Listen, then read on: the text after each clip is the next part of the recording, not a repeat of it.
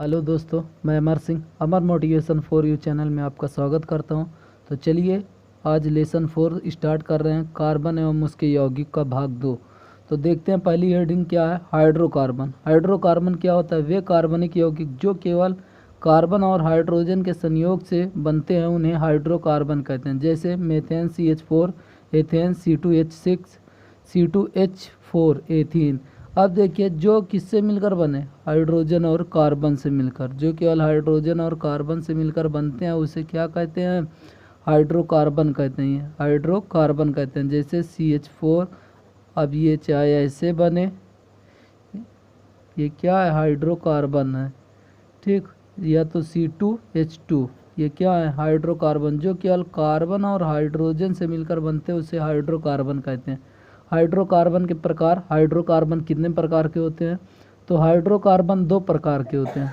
पहला संतृप्त हाइड्रोकार्बन, दूसरा असंतृप्त हाइड्रोकार्बन। असंतृप्त हाइड्रोकार्बन देखिए, पहले संतृप्त हाइड्रोकार्बन क्या होता है? वे हाइड्रोकार्बन जिनमें केवल एकल बंध उपस्थित होता है उसे संतृप्त हाइड्रोकार्बन कहते हैं।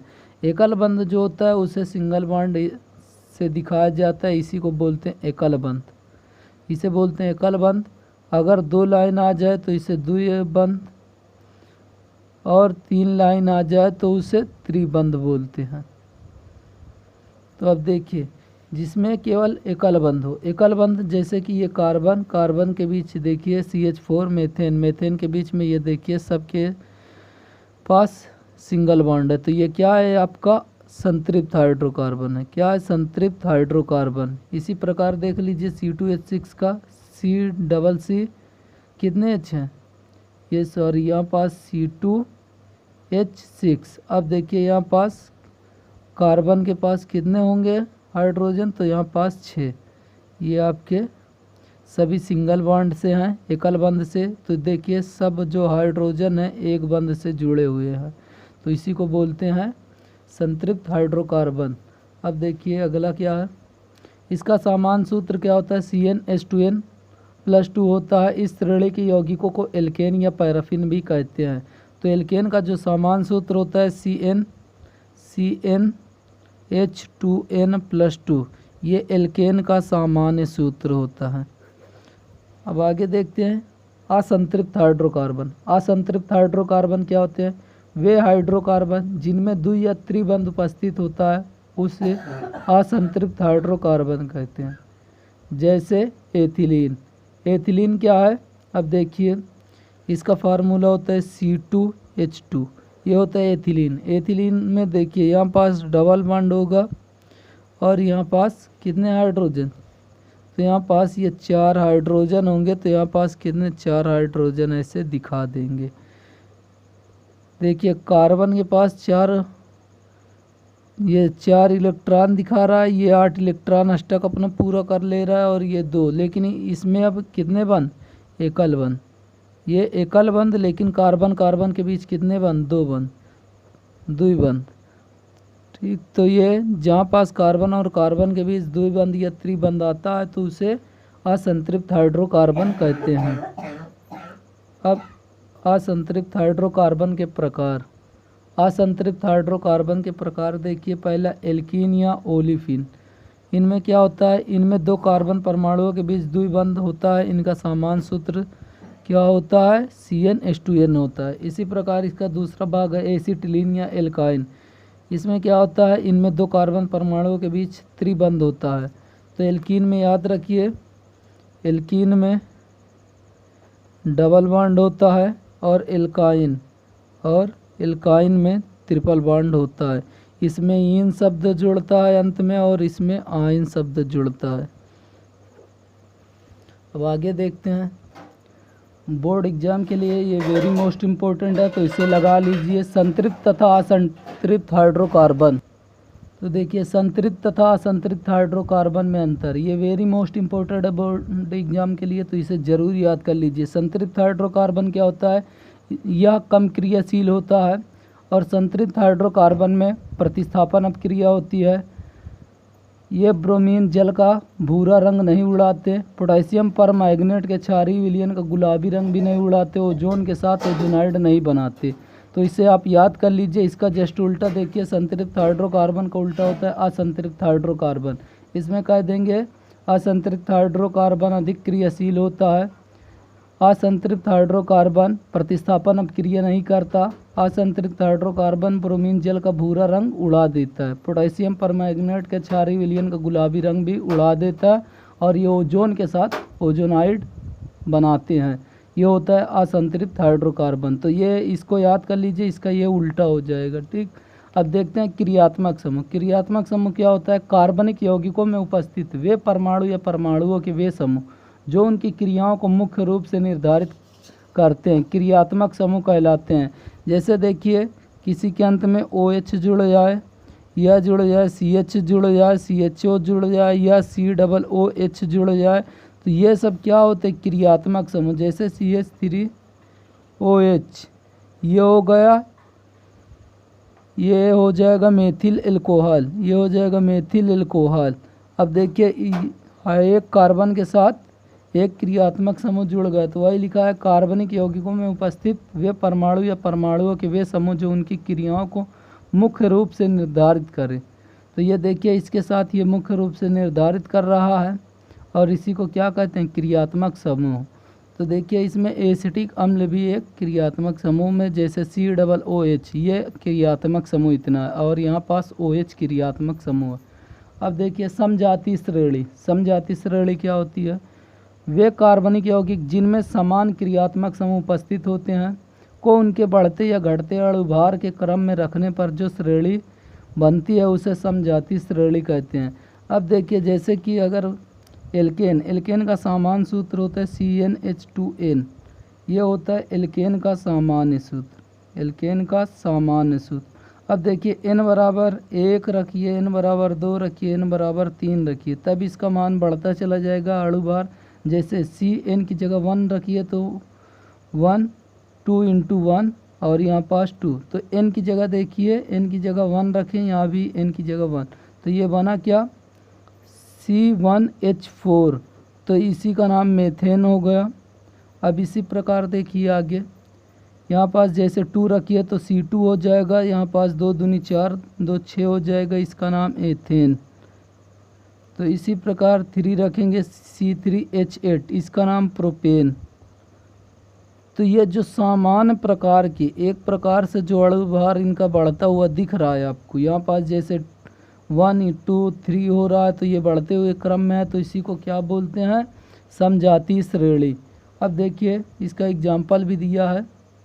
IUPAC पद्धति। IUPAC पद्धति क्या होती है? सन 1958 में अंतर्राष्ट्रीय विशुद्ध एवं अनुप्रयुक्त रासायनिक संघ international union of pure and applied chemistry IUPAC ने कार्बनिक यौगिकों के नामकरण की एक क्रमबद्ध पद्धति प्रस्तुत की। यह पद्धति IUPAC या आधुनिक पद्धति कहलाती है।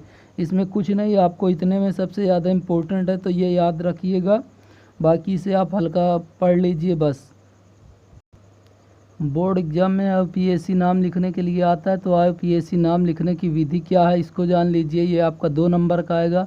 तो कार्बन परमाणुओं की सबसे लंबी श्रृंखला को चुनकर कार्बन परमाणुओं की संख्या के आधार पर संगत एल्केन का नाम लिखते हैं। जैसे देखिए, CH3 CH2 CH2, तो यहाँ पास देखिए CH3 CH2 CH2 CH3, तो यहाँ पास देखिए कार्बन कितने हैं?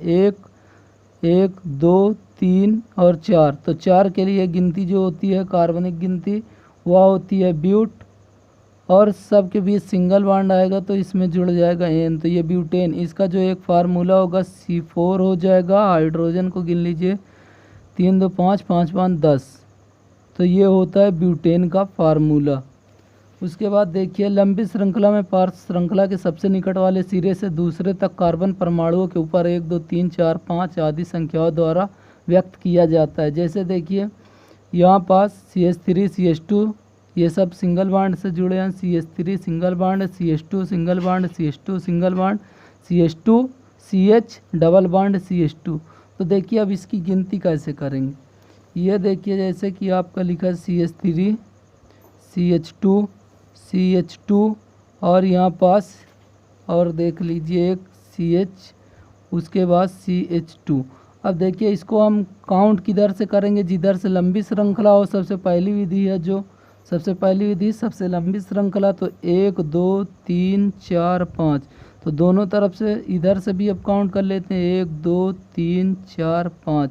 लेकिन अब दूसरी जो विधि क्या है, दूसरी विधि ये है कि जिधर से पार्श्व श्रृंखला, ठीक है, जिधर से डबल बॉन्ड या ट्रिपल बॉन्ड या कोई क्रियात्मक समूह आएगा तो उधर से पहले काउंट करेंगे।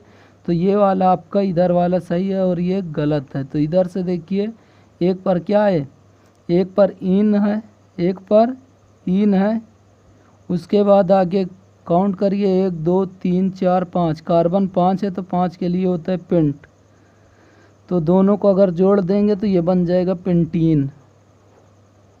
ठीक, तो हमेशा याद रखिए कि जिधर से पार्श्व श्रृंखला या कोई डबल बॉन्ड ट्रिपल बॉन्ड या कोई क्रियात्मक समूह होगा उधर से आप पहले गिनती करोगे।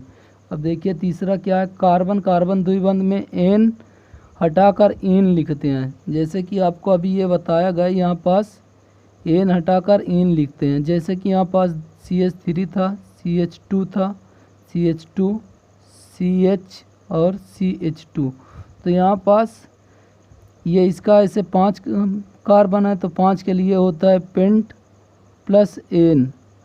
तो एन को हटाकर इन जोड़ देते हैं तो इसका बन जाता है पेंटीन। तो इसी प्रकार ये देखिए बन जाएगा। उसके बाद कार्बन कार्बन त्रिबंध आपन में हटाकर एन हटाकर आइन लगाते हैं। मूल समूह को अधिक वरीयता दी जाती है। मूल समूह क्या होता है, जैसे कि आप ये OH मूल समूह होगा, CHO और COOH जिसे क्रियात्मक समूह भी कहते हैं। तो इसको आप पहले काउंट करते हो, इधर से गिनती करते हो। आगे देखते हैं IUPAC के अनुसार। IUPAC के अनुसार क्या, एकल बंध। एल्केन क्या होता है, जिस कार्बन कार्बन के बीच एकल बंध होता है उसे एल्केन कहते हैं। इसका सामान्य सूत्र होता है CnH2n और इसका अनुलग्न क्या होता है एन। इसका फार्मूला देख लीजिए। देखिए एल्केन का अब आपको दिखा रहे हैं। तो IUPAC के अनुसार देखते हैं एल्केन में क्या होता है, इसकी परिभाषा कैसे लिखोगे। जब कार्बन कार्बन परमाणुओं के मध्य एकल बंध होता है तो उसे एल्केन कहते हैं। लिखेंगे आगे, इसका सामान्य सूत्र होता है CnH2n+2 और इसका अनुलग्न क्या होता है एन होता है। अब देखिए एकल बंध क्या होता है, उसके बाद बता रहे हैं आपको एन कैसे जुड़ता है।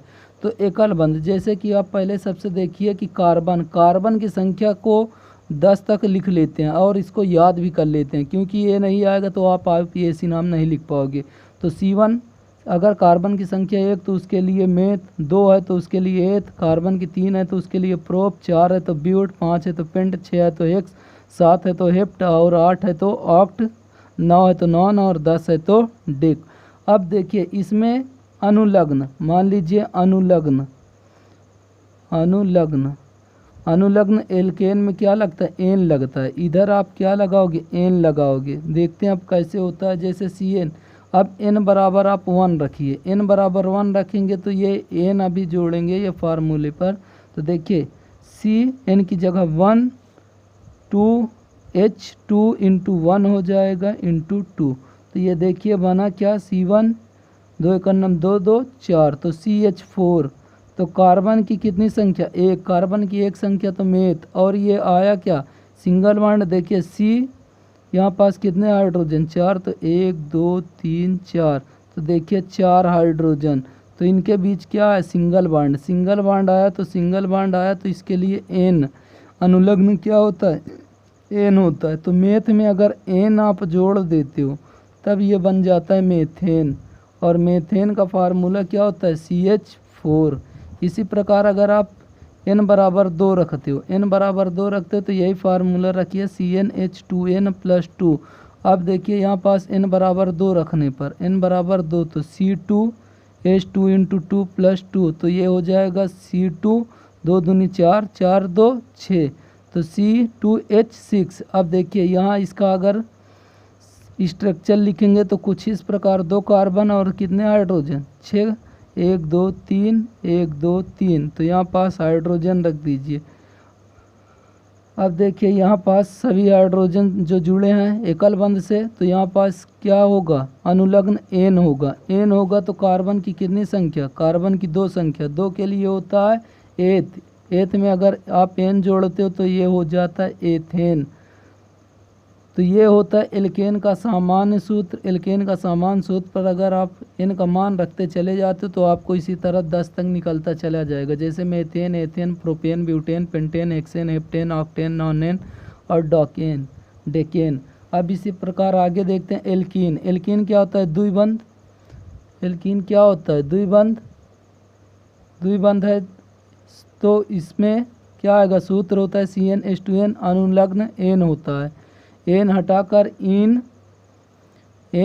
इन जोड़ते हैं। और इसका उदाहरण देखिए C2H4, साधारण नाम एथिलीन, इसका IUPAC नाम होता है एथीन। अब इसका अदर भी फार्मूला और भी एग्जांपल देखिए CH3H6, C4H8, C5H10। तो ये होता है एल्कीन का जो होता है उदाहरण है। तो एल्कीन की परिभाषा कैसे लिखेंगे, जब कार्बन कार्बन के परमाणुओं के मध्य द्विबंध होता है तो उसे एल्कीन कहते हैं। और इसका जो सामान्य सूत्र होता है CnH2n होता है। इसी प्रकार आगे बता देंगे कि इसका अनुलग्न ईन होता है। ये उदाहरण आप लिख लीजिएगा। उसके बाद एल्काइन। एल्काइन में क्या होता है, तो इसमें बताएंगे जब कार्बन कार्बन के परमाणुओं के मध्य ट्रिपल बॉन्ड होता है या त्रिआबंध होता है, त्रिबंध होता है, तो उसे एल्काइन कहते हैं। इसका अनुलग्न आयन होता है। इसका फार्मूला होता है CnH2n-2। इसका उदाहरण देखिए C2H2, साधारण नाम इसका क्या, एसिटिलीन। और उसके बाद दूसरा इसका IUPAC नाम देखिए एथाइन होता है। तो याद रखिए जो IUPAC नाम होता है उसमें एल्केन में IUPAC नाम में एल्केन के लिए अनुलग्न एन जुड़ता है, और एल्कीन के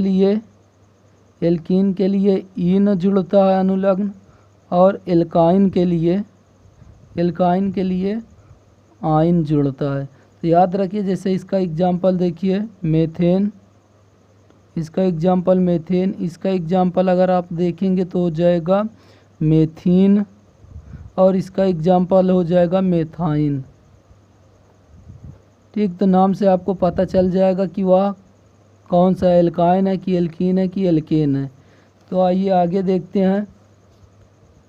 अब देखते हैं हाइलोजन। हाइलोजन या बहु हाइलोजन ये क्या होते हैं, देखिए इसमें क्या होता है, हाइलोजन समूह होते हैं। हाइलोजन समूह जैसे कि क्या होते हैं, आप सुने होंगे क्लोरीन, फ्लोरीन, ब्रोमीन, आयोडीन और एस्टाटीन। तो ये जो होते हैं सभी ये हाइलोजन समूह कहलाते हैं। हाइलोजन समूह कहलाते हैं। तो ये जिसके साथ जुड़ते हैं उसी को क्या कहा जाता है, हाइलोजन समूह कहा जाएगा। तो देखिए CH3 यहाँ पास क्या जुड़ गया, Cl। तो Cl जो जुड़ा CH3Cl, तो ये क्या है, हाइलोजन समूह का तत्व है। तो ये आपका बना लिया हाइलोजन समूह। तो इसका नाम हो जाएगा मेथिल क्लोराइड। ये साधारण नाम है। साधारण नाम इसका क्या है, मेथिल क्लोराइड। इसका साधारण नाम मेथिल क्लोराइड है। और इसका IUPAC नाम देखिए क्या होगा, IUPAC नाम क्या होगा। तो यहाँ पास देखिए